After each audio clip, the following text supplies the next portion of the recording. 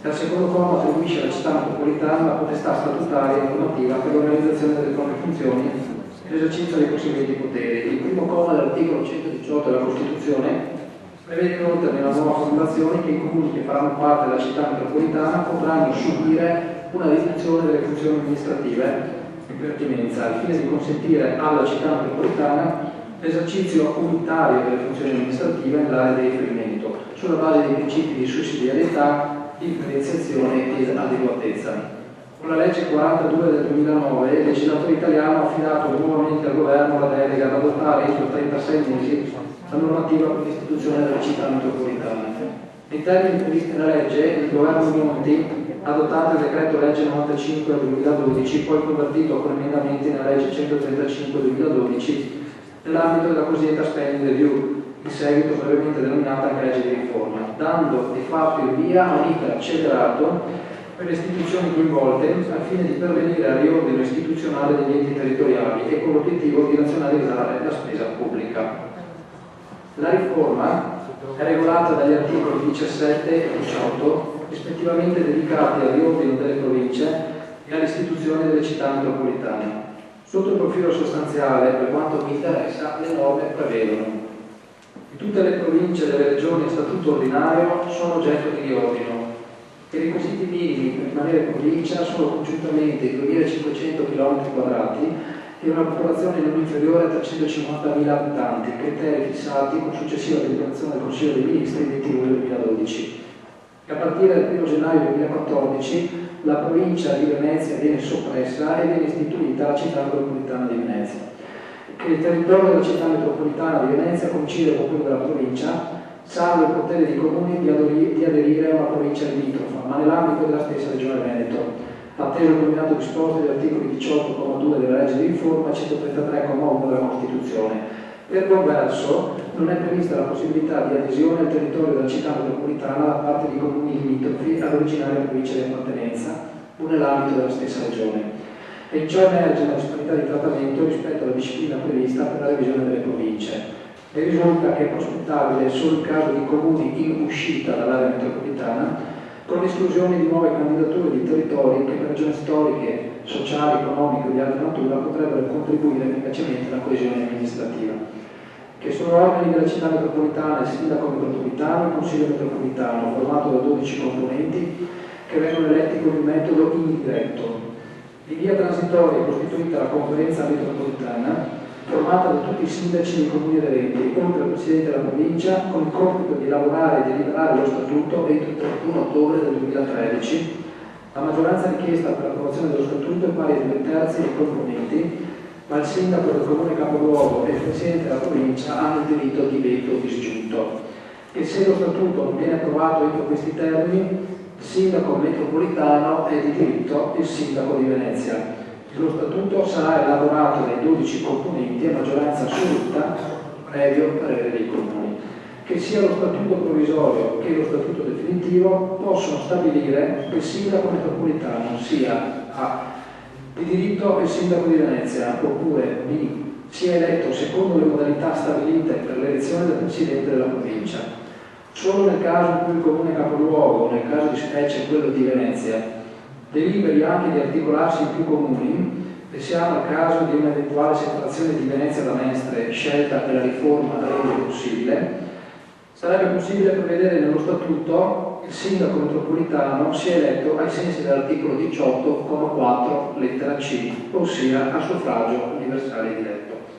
E alla città metropolitana di Venezia vengono attribuite le funzioni fondamentali della provincia di Venezia, nonché la pianificazione territoriale generale e delle reti infrastrutturali, la strutturazione di sistemi coordinati di gestione dei servizi pubblici, l'organizzazione dei servizi pubblici di interesse generale di ambito metropolitano, le funzioni relative alla mobilità e viabilità, la promozione e coordinamento dello sviluppo economico e sociale, nonché quelle ulteriori funzioni che lo Stato e la Regione vorranno attribuire.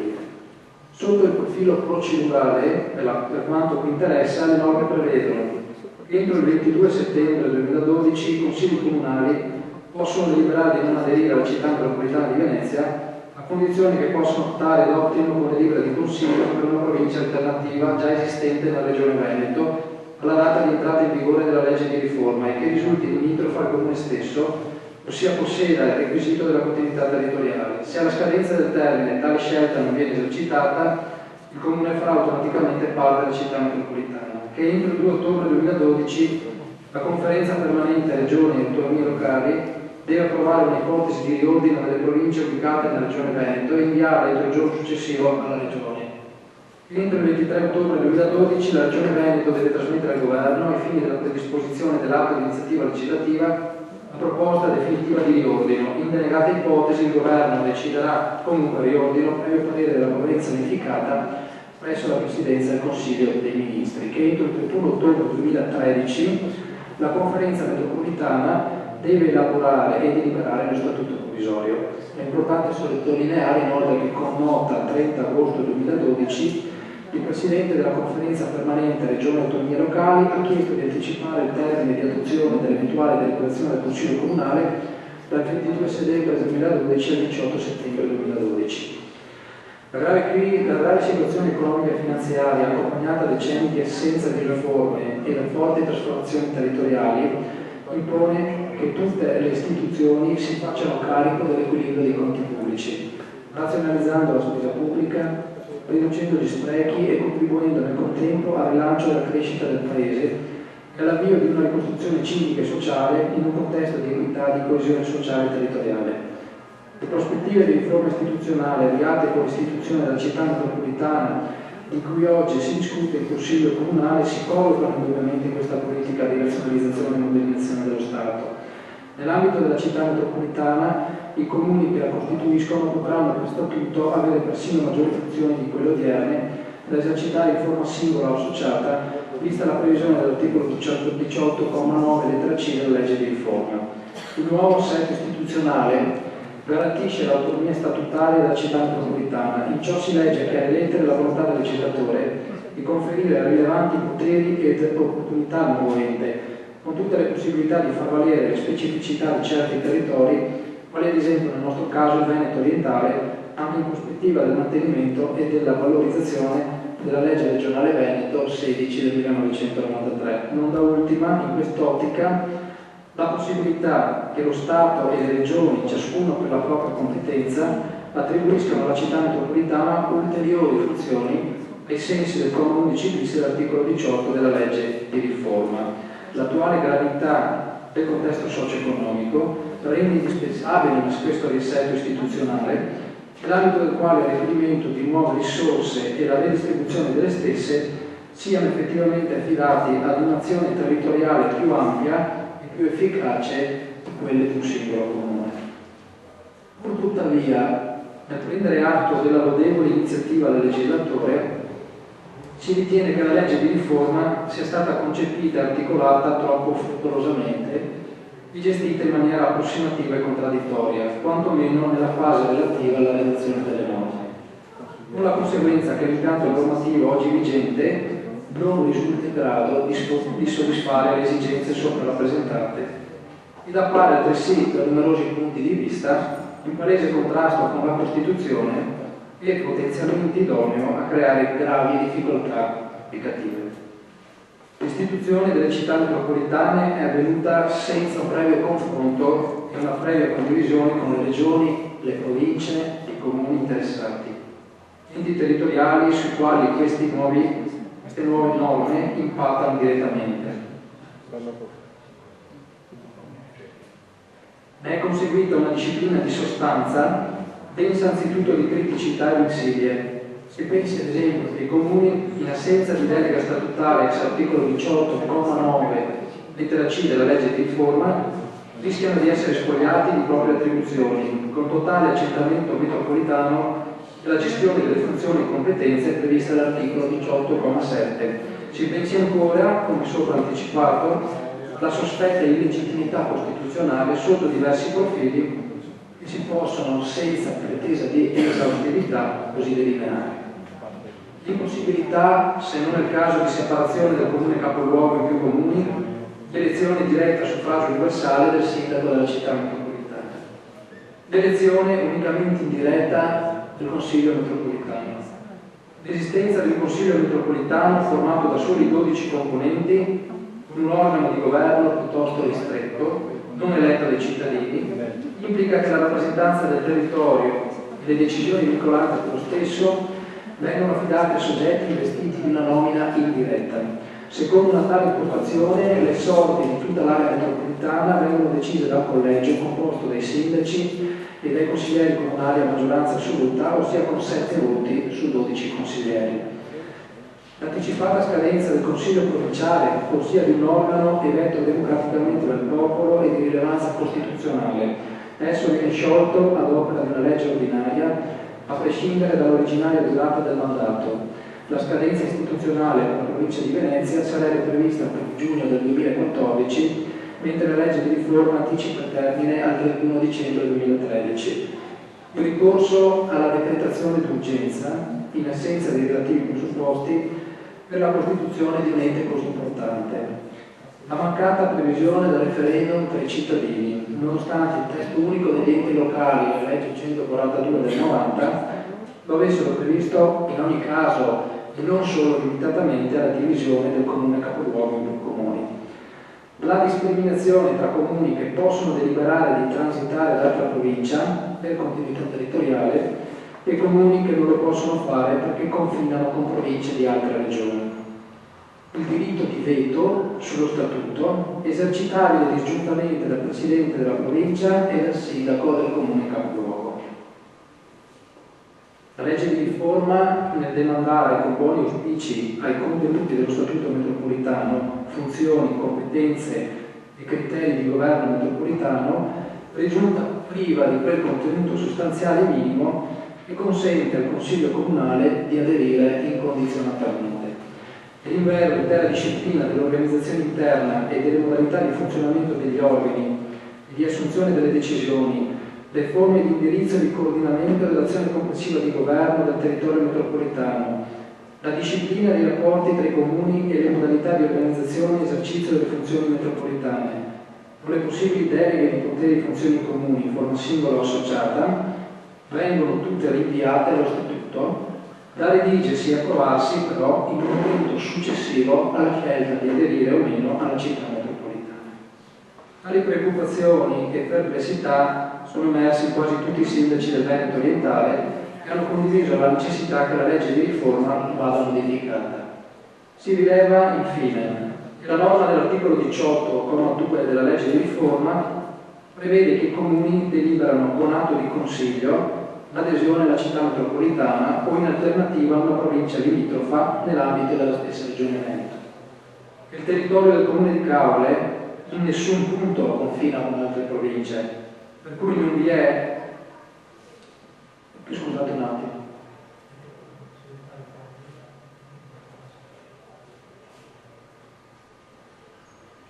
Scusate, vorrei modulare un attimo, secondo anche una valutazione che è stata fatta nel capigruppo, questo passaggio. Scusate un attimo.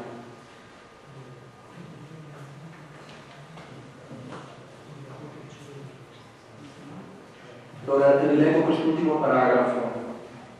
Che il territorio del comune di Caule in nessun punto confina con altre province, neppure a seguito di eventuale riordino, considerato che l'opzione di cui all'articolo 18,2 va riferita alla situazione esistente alla data di entrata in vigore della legge di riforma, con conseguente impossibilità di scegliere in forza del cosiddetto effetto domino. E sussistendo ragionevoli dubbi sulla perentorietà del termine del 22 settembre 2012, previsto dalla legge di riforma per l'eventuale deliberazione consiliare finalizzata a formalizzare la non adesione alla città metropolitana con indicazione di altra provincia limitrofa, si ritiene che detto adempimento possa sostanziarsi nel parere da rendere entro 3 mesi dalla proposta di statuto definitivo. E tale scelta, e anche qua però bisogna modificare un passaggio,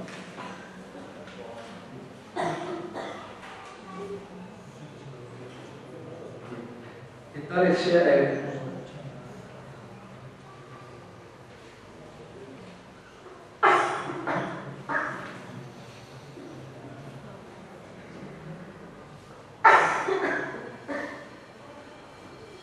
Allora, e tale scelta consente sin da oggi di partecipare alla formulazione e consente anche di sottoporre i cittadini alle forze economiche e sociali del territorio la proposta di statuto definitivo nell'ambito di quella necessaria concertazione alla quale già si è dato avvio con l'incontro pubblico del 1° settembre 2012. Allora, prima di lanciare poi le premesse dell'ordine del giorno, chiedo se è necessario che ribadisca le premesse dell'ordine del giorno, perché molto probabilmente nella modifica che abbiamo fatto all'ordine del giorno non è stata apportata poi una modifica alla relazione introduttiva su alcuni passaggi. Non so se lo volete che vediamo per letto, perché a me pare che possa andare bene così con quella elisione che ho appena fatto dei 2 paragrafi. D'accordo, quindi allora salto le premesse dell'ordine del giorno.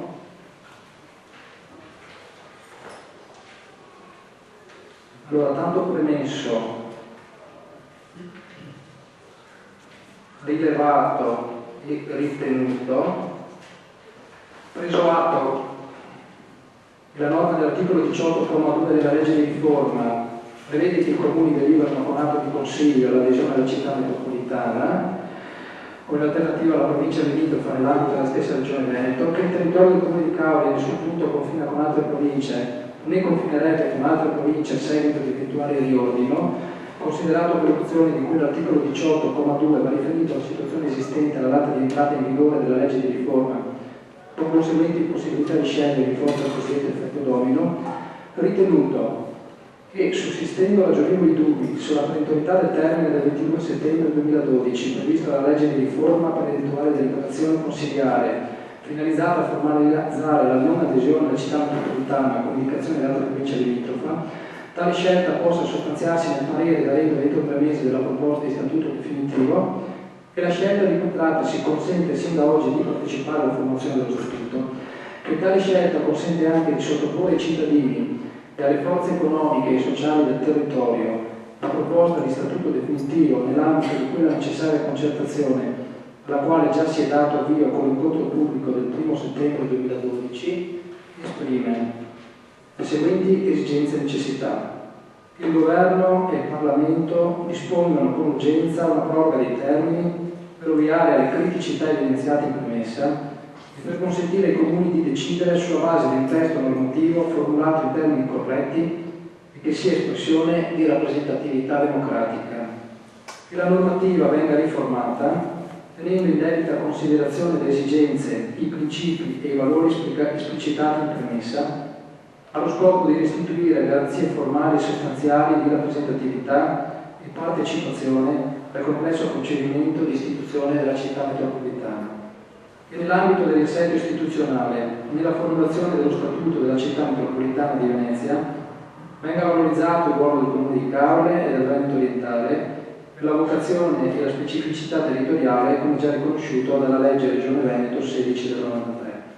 Impegna il Sindaco e la Giunta Comunale a chiedere al Parlamento e al Governo, tramite i rispettivi Presidenti, di attivarsi per una revisione complessiva delle disposizioni legislative in materia di città metropolitane e, rimediando alle criticità e alle disfunzioni evidenziate in premessa, assicuri i seguenti contenuti essenziali. Partecipazione dei comuni, delle province e delle regioni ai processi decisionali che condurranno all'istituzione dei nuovi enti, disponendo di termini adeguati anche in relazione alla necessaria attivazione di forme di consultazione popolare e alla naturale scadenza dei consigli provinciali. Possibilità di estensione delle aree metropolitane al territorio di comuni limitrofi all'originaria provincia di appartenenza nell'ambito della medesima regione. Garanzia di rappresentatività democratica degli organi della città metropolitana da attuare conforme al suffragio diretto, tenendo in considerazione la consistenza demografica e l'importanza dei comuni ricompresi nell'area metropolitana. La rimozione di forme di diritto o potere di veto in capo ai rappresentanti degli enti di maggior rilievo. Impegna a chiedere al Governo e alla Regione del Veneto, in esito alla revisione normativa richiesta, l'attribuzione di ulteriori funzioni alla città metropolitana di Venezia in ragione delle specificità e peculiarità dell'area di riferimento e del contesto economico-sociale. Impegna a seguire questa nuova fase politico-amministrativa con lo scopo di valorizzare il ruolo del Comune di Caole e del Veneto orientale in sede di formulazione dello Statuto della città metropolitana di Venezia, riferendo puntualmente al Consiglio Comunale gli sviluppi del percorso istituzionale in itinere.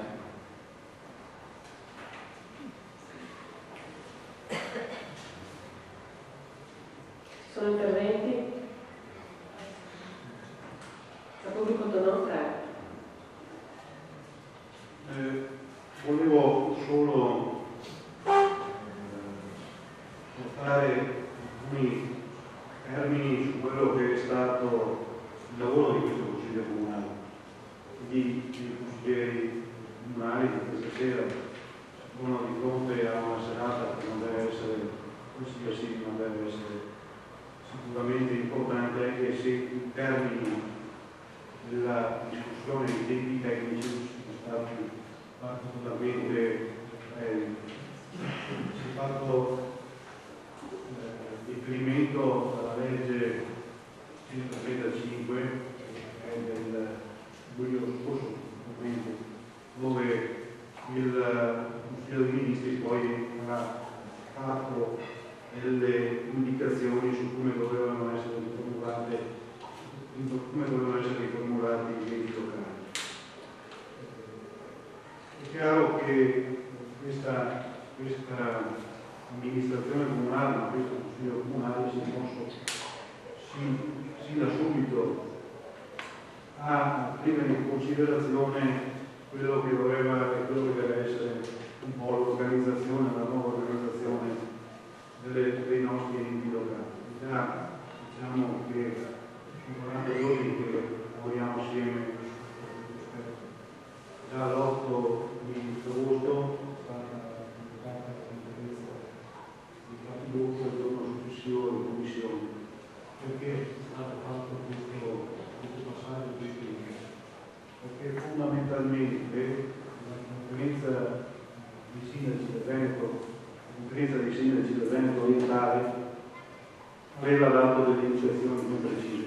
Dovevano essere quelle che citiamo anche in questo ordine del giorno, la valorizzazione e la tutela della legge regionale sui comuni del Veneto orientale. Inizialmente c'era la necessità di creare massa critica sulle scelte politiche e organizzative di questa zona, e dire un po' di tutti espressamente valorizzata a livello istituzionale. Quindi ci siamo mossi con le conferenze di capigruppo, le commissioni consigliari, il fatto che poi a un certo punto il sindaco di Ruaro abbia attivato una procedura di urgenza, una convocazione del Consiglio Comunale prima di ascoltare quelle che erano le risultanze di questo dibattito che si doveva venire all'interno dei comuni, proprio per trovare una soluzione che tutelasse al massimo i cittadini dei nostri comuni, perché sostanzialmente non voglio limitare questo argomento al nostro solo comune. Tutto il lavoro, anche se c'era una forte possibilità che venisse fatto un lavoro a favore o contro, questo non è avvenuto.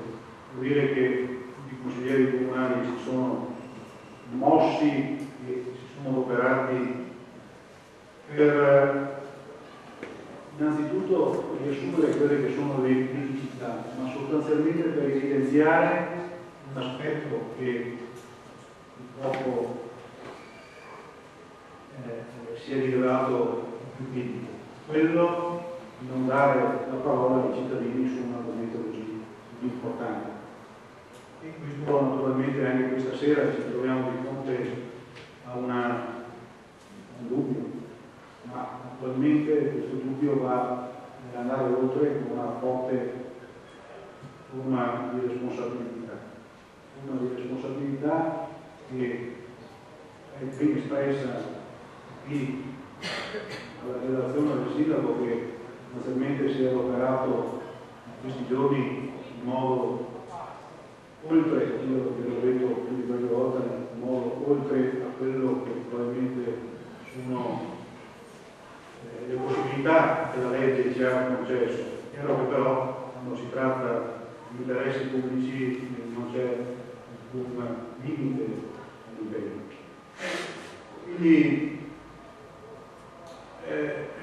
diciamo che questa sera arriviamo, la legge ci dice entro le 22, dobbiamo stabilire se essere in città metropolitana o no.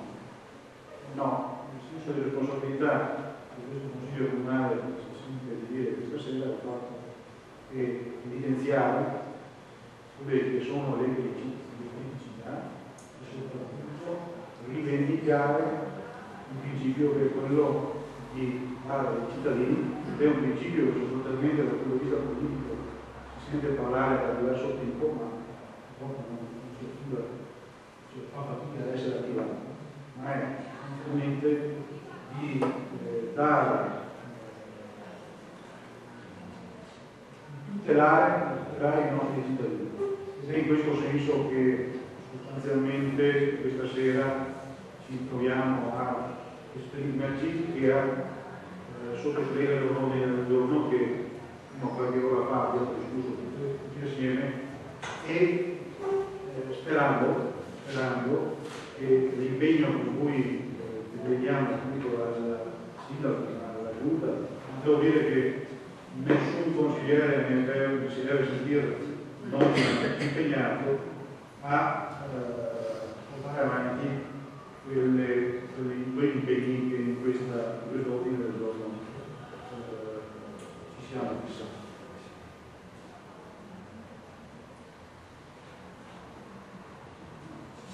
Grazie capogruppo no. Prego, capogruppo Volenti. Grazie Presidente. In effetti, come diceva anche il capogruppo Tonò, c'è stato uno sforzo quantomeno di affinamento, di convergenza su un testo che potesse poi portare ad esprimere questo Consiglio Comunale su un argomento che è sì importante, ma che via non è l'argomento più importante per i cittadini, che quando si magari a affrontare il tema della città metropolitana spesso chiedono ma che cos'è, cosa ci interessa, cosa ci cambierà. Ed è proprio questo il problema, perché un tema così, tra virgolette, defilato nel dibattito popolare in realtà rischia di avere delle conseguenze devastanti sulla vita dei cittadini nel momento in cui dovesse poi sfociare in enti che svuotano o riempiono a seconda delle circostanze, delle opportunità o più semplicemente anche dei colori politici, le competenze e di riflesso anche la rappresentatività dei territori. Allora nell'affrontare un tema così importante non possiamo che fare riferimento a quella che è anche la genesi della città metropolitana.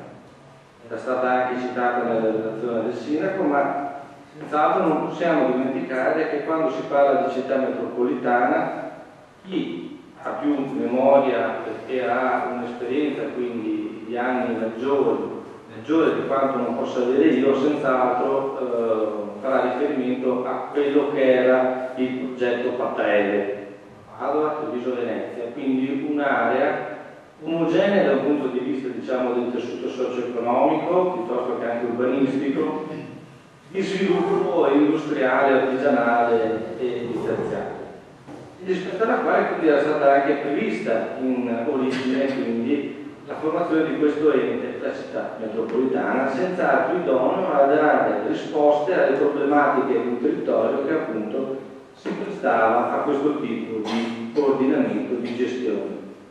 Oggi invece si parla di città metropolitana pur facendola coincidere con quello che è il territorio di un'intera provincia, lasciando però fuori due tratti essenziali e caratterizzanti, quali erano la logica di chi allora pensava la città metropolitana, Padova, Treviso. Allora Allora, nel fare queste considerazioni non si può dimenticare che in realtà oggi ci troviamo a discutere su un testo che di fondo parte da un decreto legge.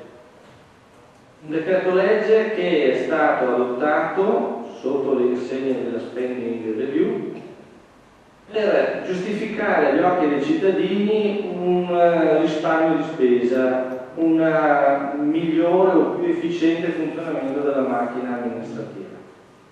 Bene, io mi chiedo se il problema è quello della spending review, o meglio di assicurare un risparmio di spesa e di efficienza della pubblica amministrazione, perché non si è perseguita quella finalità, era della Pattarelli. Ma al di là poi del problema Pattarelli 1, c'è da capire anche perché il legislatore non abbia affrontato il tema fondamentale che era quello della soppressione delle province.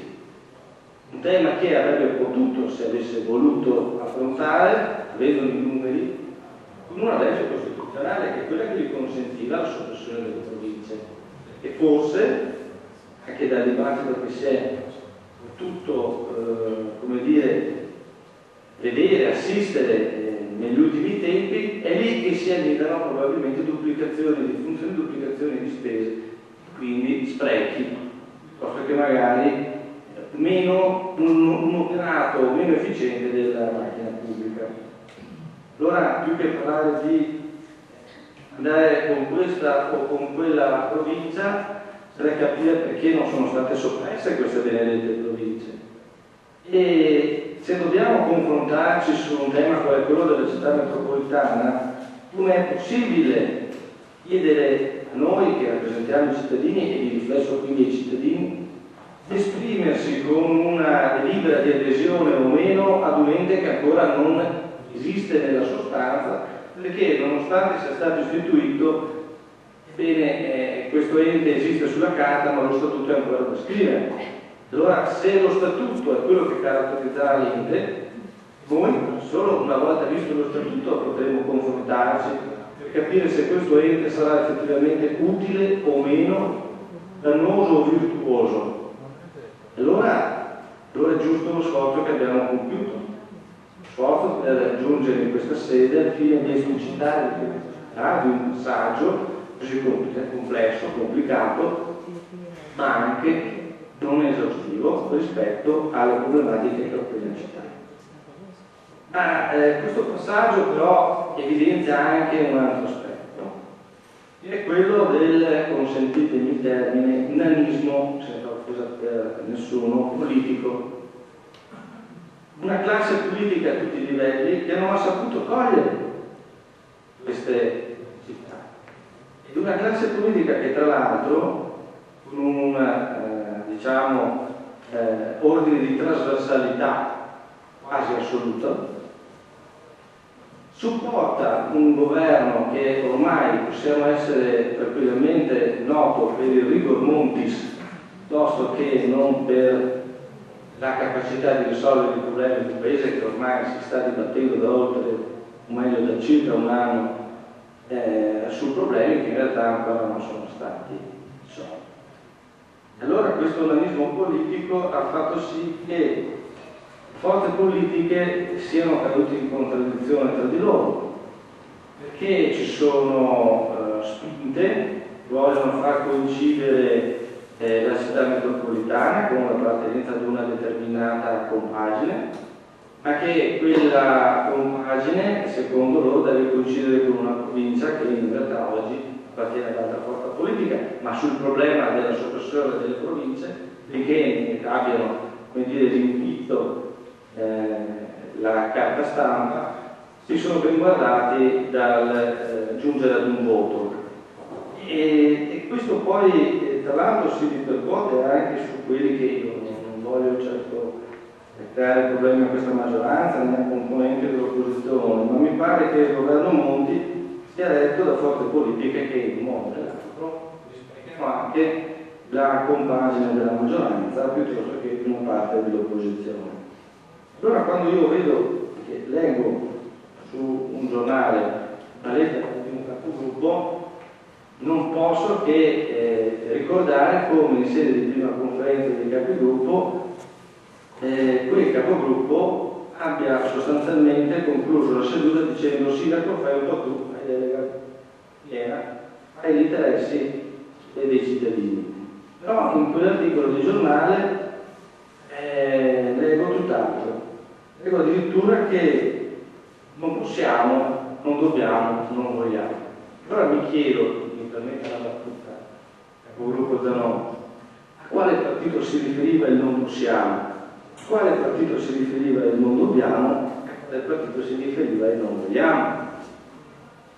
In realtà, volendo superare la logica della contrapposizione e spogliarsi finalmente di queste colorazioni che da nessuna parte portano, se non a quello della lettera giornale, cerchiamo di convergere sull'ordine del giorno che finalmente possa dare soddisfazione alla cittadinanza di Cavolo, non a questo o a quel partito.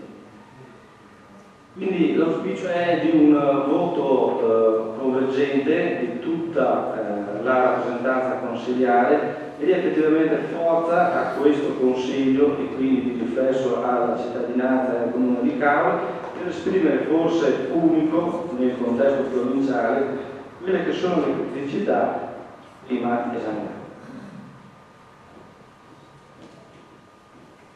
Grazie per il gruppo Borin. Prego, capogruppo Zanoni. Io volevo ricordare al capogruppo Borin che l'interlocutore dovrebbe essere in questa circostanza il sindaco, quantomeno il gruppo, però mi sento lusingato delle sue attenzioni. Comunque volevo fare anch'io un appunto. Per me è una pubblicità fatta sulle malattie, sulle disgrazie e sulle battute sulla morte. Questo tipo di comicità non mi è mai piaciuto. Io una volta sono andato curiosito allo spettacolo di un comico che all'inizio del suo intervento ha cominciato a scherzare sulla malattia tumorale che poteva colpire le donne. E mi sono sentito veramente colpito e sono uscito, per cui il termine rigor mortis a me non fa assolutamente ridere. E che si riferisce a rigor mortis non fa proprio assolutamente ridere. È una terminologia usata da un comico che si proclama un grande politico dei nostri tempi e confonde quelle che sono le sensibilità umane delle persone con quelle che sono le battute per far ridere. A me questo tipo di comicità non fa assolutamente ridere, quindi mi chiedo a quale partito lei si riferisse quando ha citato il termine rigor montis o mortis, come credeva. Dunque, premesso questo, andiamo alle cose serie. Allora, devo dire innanzitutto che a differenza dei suoi problemi, i gruppi politici che io rappresento mi hanno dato una totale libertà di espressione in quella che poteva essere una scelta per votare o sì o no in qualche modo per la città metropolitana. E io sono arrivato a questa conclusione che per decidere, per fare una scelta su quella città metropolitana bisogna decidere secondo il cuore e la passione che credo tutti noi abbiamo, secondo la ragione e secondo la politica. Per quanto riguarda il cuore, io mi sono permesso di scrivere un articolo, mandare una lettera come molte persone possono fare, e credo che mi sono preso la responsabilità di mandarla. Però è altrettanto vero che questa è una lettera scritta con il cuore e la passione. È altrettanto vero che prima di questo consiglio comunale io casualmente ho scambiato due parole con due consiglieri comunali. Uno di questi ha detto chiaramente che lui, per quanto voglia sforzarsi, non riuscirà mai a pensare che Cavolo possa essere collegata a Treviso, come quanto possa pensare di impegnarsi non si sentirà mai legato al Friuli. E questo è un modo di pensare con il cuore, no? E equivale a quello che ho detto io nel mio articolo. che mi hanno anche tagliato, perché quando si parla di cuore e di passione si parla anche di amore per le cose, per il proprio paese, per i propri concittadini, e questo può essere contrastante, cioè da una parte c'è una ripicca, un senso di polemica, dall'altra parte invece c'è un senso di amore. Noi nei confronti di Venezia abbiamo da un lato un trasporto, un amore, dall'altro abbiamo un senso di polemica, perché per noi non è mai stata Venezia la madre vera, è sempre stata una matrigna.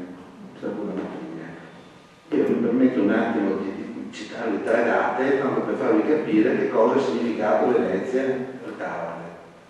Una data, per esempio, una prima data è il 1839, a Ducale Foscari. Orlotti furono imbrogliati con la storiella dei diritti di pesca sui canali, mentre le loro lagune venivano confiscate da Venezia. La seconda data è il 1642, quando con una proposta di impregati la pesca delle valli fu definitivamente approvata, un po' come le leggi che adesso vengono ogni tanto portate in tribunale, Corte dei Conti. Un'altra data è il 1718, vendita ai fratelli Cottoni da parte di Venezia delle valli, attualmente corrispondenti alla campagna di circa 2000 ettari delle assicurazioni generali, tra di proprietà del comune di Caorle. 1927, Opera Nazionale Combattenti e Reduci riuscì a sottrarre al Consorzio Peschereccio di Caorle la 16ª presa, poi venduta a Chine di Caorle, valli di pesca di Zignano e Perera. La 13ª presa, o ex Valle Vecchia, poi ceduta all'ente per Venezia ed ora proprietà della regione. Per finire, il Regio Decreto 1929 con la cessione al comune di San Michele di circa 5.000 ettari di terreno di Caorle, comprendente le zone di Pratis, Stati Nuovi e Baselege.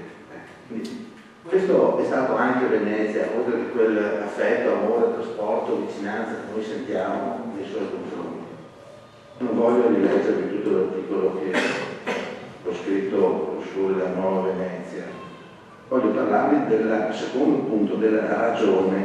Allora, la ragione segue il ragionamento che ha fatto il sindaco nelle sue esposizioni, cioè la ragione dice che noi non dovremmo mai votare per il sì alla città metropolitana. Perché? Perché se volete vi riporto tutto, allora il sindaco non è eletto a suffragio universale. C'è un consiglio che viene nominato da questo sindaco per cui si sceglie chi vuole, stiamo a vedere le possibilità democratiche di discussione ci saranno per tutto il territorio. C'è una mancanza di chiarezza nei confronti di quelle che saranno le destinazioni poi dei soldi, no? Perché i soldi saranno dati tutti a Venezia e poi noi prenderemo le briciole che cadono dal tavolo dell'Ico e Pulone, oppure faremo la distribuzione dei fondi secondo il numero di presenti abitanti o il PIL di ogni comune. Questo non si sa, sono cose importanti anche queste. Se noi dovessimo seguire la ragione dovremmo dire ancora una volta no. Ma poi infine c'è la politica. La politica ci insegna con i suoi tempi, con le sue difficoltà, con le sue, come posso dirvi, con le sue polemiche, con le sue furbizie, con le sue astuzie, ci insegna che noi dobbiamo in questo caso usare la politica nel senso buono. La prima cosa è che credo che ogni cittadino di Caorle abbia piacere se noi ci confrontiamo su come è meglio risolvere il problema dei casoni o delle cavanne. Ed è giusto che noi ci mettiamo a discutere, a fare anche la più polemica possibile con lo scopo di ottenere un buon risultato, ma credo che in queste circostanze i cittadini di Caorle vogliono vedere i loro consiglieri comunali tutti uniti, partecipi in una, come posso dire, in una sfida che si riguarda da vicino e che ci deve far sentire tutti uniti, perché le scelte e quello che andremo poi a discutere a livello dello statuto della città metropolitana per noi sarà molto importante. Io credo che se saremo tutti uniti attraverso anche un meccanismo di confronto sereno, equilibrato, democratico, come il sindaco ha anche saputo in questi giorni instaurare, solo così noi faremo i nostri interessi e riusciremo a fare in modo che Caorle diventi abbia un peso significativo sia per quanto riguarda i nostri interessi ma anche nel contesto del Veneto orientale, nell'ottica sempre della nostra economia, del turismo e di quant'altro. In conclusione, il nostro voto sarà conforme a questa diciamo non una delibera, ma questo documento, ordine del giorno, che in effetti dimanda Roma quelle che sono le nostre considerazioni, chiedendo tempo per discutere, chiedendo la possibilità di far contare a cavoli di più di quello che con la legge attuale conta. Grazie, capogruppo Sanzarò. Prego, capogruppo Commisso.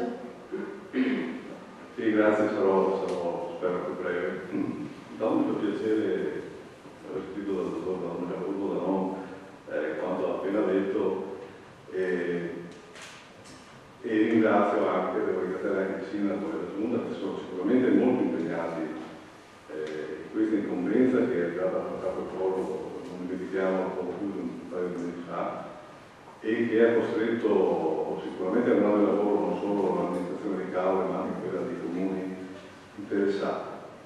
L'argomento è di quelli che si dice interessano pochissimo, io non ho visto partecipazione particolare, forse perché siamo ancora impegnati nella stagione da parte dei cittadini di Caore, se non fosse per qualche estemporanea iniziativa di comitati pro Friuli o della provincia della Livenza o queste cose qua.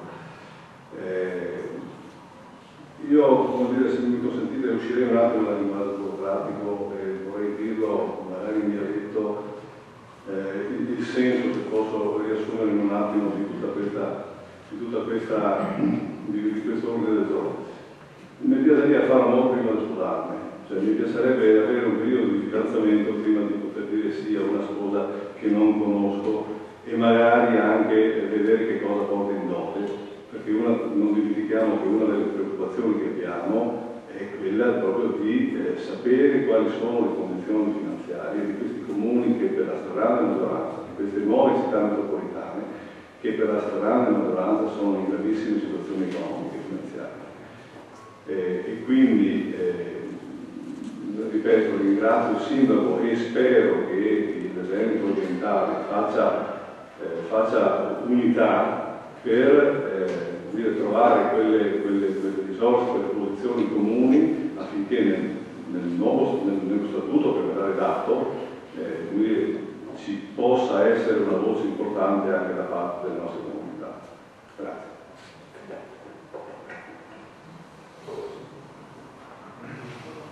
Capogruppo Torò,